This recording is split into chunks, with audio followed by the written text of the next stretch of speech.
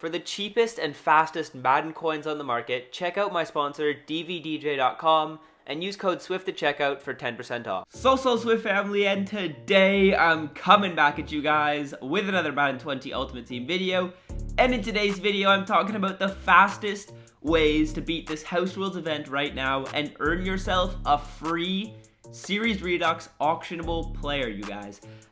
Firstly, what I want to just talk about is exactly how much coins you can get from some of these Series Redux pulls and how many wins you need to get the auctionable player. And then I'm going to hop into some games and talk about the strategy that I like to use to hopefully win these games pretty quickly. But as you guys can see, this House Rules event is limited to 6 days. But the current House Rules event that they actually have right now, once you go into the head-to-head seasons, is going to last for 3 days. So this current event has 2 more days left in it, so today and tomorrow. And then there will be a new event in here, which I don't know if it'll be the same rules or not. If it isn't the same rules, I'll make an updated video in a couple days for you guys.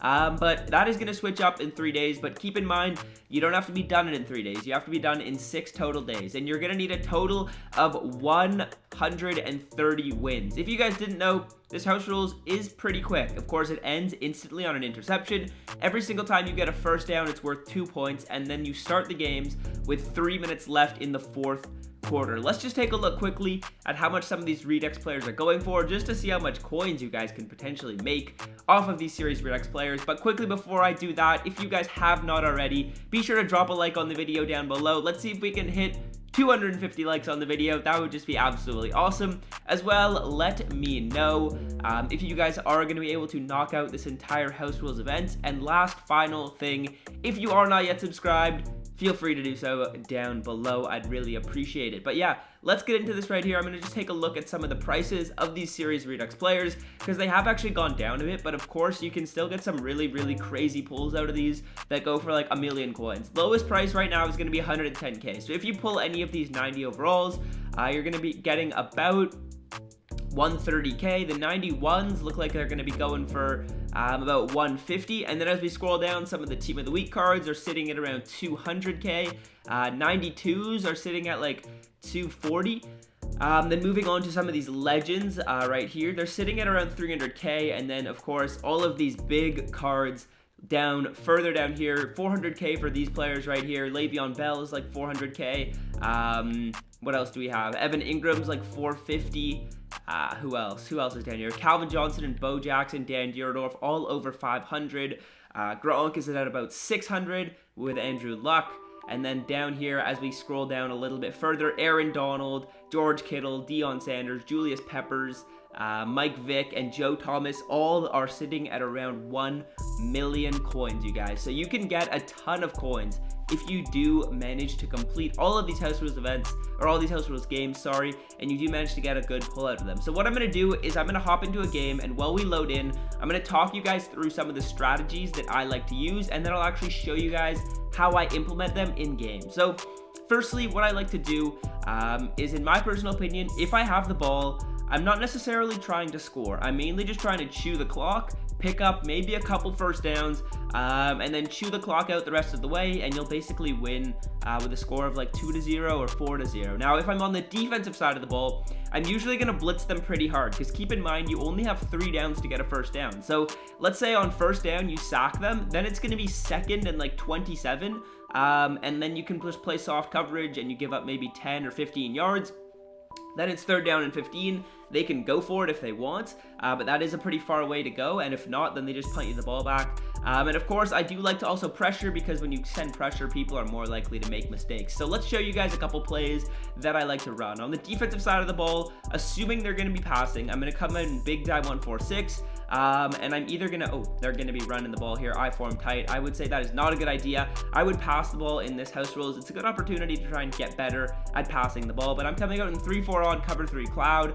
My setup for my run D is pretty simple. I'm going to base a line, pinch my defensive line, spread my linebackers, and of course we lag out a little bit, so we aren't able to finish the entire setup. But the rest of the setup right there is going to be you base a line, pinch your D line, spread your linebackers, and then QB contain.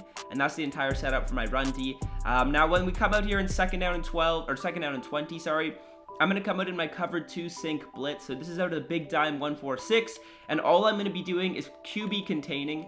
And once I QB contain off the left edge, it'll come in if he doesn't have anyone blocked up. Then I like to put Ray Lewis in a deep blue zone just so that the middle of the field is a little bit more covered up. He doesn't have it blocked up. We're able to come in screaming. So now it's going to be 3rd down and 28. Let's see what he wants to do. If he punts the ball back to me, which he's going to be doing, all I literally need to do is pick up a 1st down, and I'm going to be chewing the clock the entire time. So let me show you guys a couple plays on offense now as he punts the ball back to me. Honestly, when I get this punt, I'm probably just going to fair catch it. I don't need to move up into field goal range or anything like that. I basically just want a 1st down, and then I want to chew the rest of the clock out. He doesn't make a very far punt, which is actually pretty smart, I guess you could say. But I'm just going to come out and gun a slot offset, turn on chew clock, and I'm running the play post. Now, I kind of want to stay in bounds just to get the games over with quickly. But I guess if you do manage to hit a 1-play touchdown, it's not really something that I would typically go for, but if you do get a 1-play touchdown, the opponent's probably going to quit, so you could kind of just go for a 1-play touchdown if you want. Not really something I would recommend, but if you want to try and really go through these quick and you had a really good play, you could come out in a 1-play touchdown play.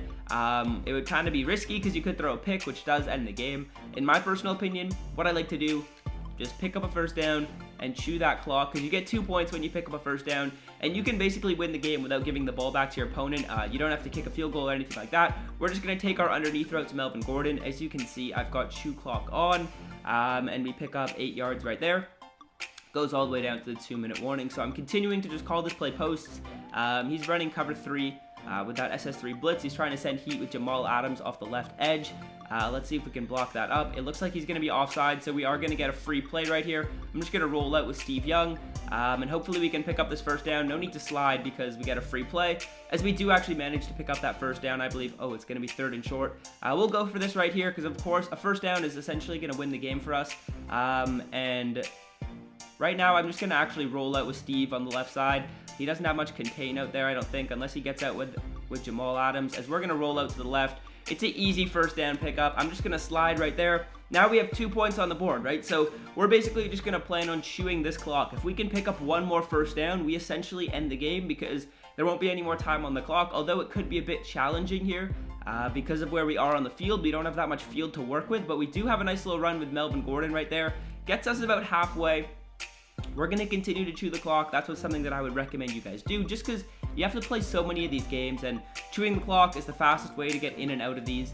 And now if we do get to a 4th down or 3rd down situation, I probably would just go for it, to be honest with you guys, as I don't see anyone open. But I'm going to just take the sack right here so that I can keep the clock moving. So yeah, I just took that sack just so I could make sure that he burned a timeout so that we can get this game moving along quicker. I'm just going to kick my field goal from here, give him the ball back, and then trust that my defense will be able to get a score. The meter does go pretty quickly in this mode, so that would be something to keep in mind. I feel like it's faster than in regular head-to-head play, but it is what it is. We're up 5-0. I can't see him coming back on me. Likely he's probably going to throw a pick right here, because he basically is going to need 3 1st downs, or he's going to need a touchdown, because 2 1st downs only gives him 4 points, unless he gets like 2 really long 1st downs and a field goal. I guess we'll see what happens, but he does have a long way to go.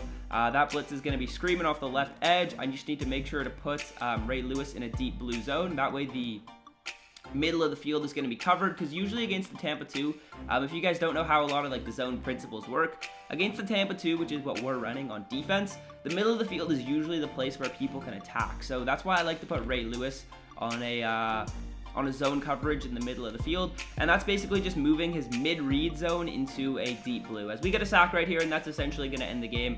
He's going to call his timeouts. Usually you're going to play against people I've found who are going to get out of the games a little bit faster than this guy, so that's kind of annoying. But yeah, that's basically going to be the premise for how I like to win these games. On defense, I come out in this blitz a lot of the time, and I also do have a pretty solid run defense, which I did show you guys already in the video, as he's just going to throw a pick right there. Oh, he's not. It's just going to make the game go longer. Honestly, if you guys are in a situation like this, just quit out of the game. Like, I quit out of games. If I, like, for example, on defense, if I give up, like, 2 1st downs and a field goal, I'm just going to quit out of the game. It's not worth my time. I have a lot of games to play. Don't let your egos get ahead of yourself so that you think, oh, I can come back and win this game at the end. It's just not worth it, you guys. But yeah, those are basically going to wrap up my tips for the offensive side of the ball. I was running to play posts, and I was pretty conservative on offense, not really going for any big plays and stuff like that. On the defensive side of the ball, I showed you guys a run defense, which is cover 3 cloud out of 3-4 odd. I'll tell you guys the setup again for that. It was base a line, pinch your defensive line, spread your linebackers, and QB contain. And that works really well online against any run plays, so that's something that you guys can implement. I believe a subscriber gave me that setup, so shout out to you. And then I also run out of the big dime 1-4-6. I'm running cover 2 sync. I'm putting my defense in QB contains, and then I'm bringing that blitzer so that he stands right next to where the defensive lineman was, and he'll come in screaming, assuming they don't have a running back blocked on that side of the field. So yeah, that's going to do it for the video.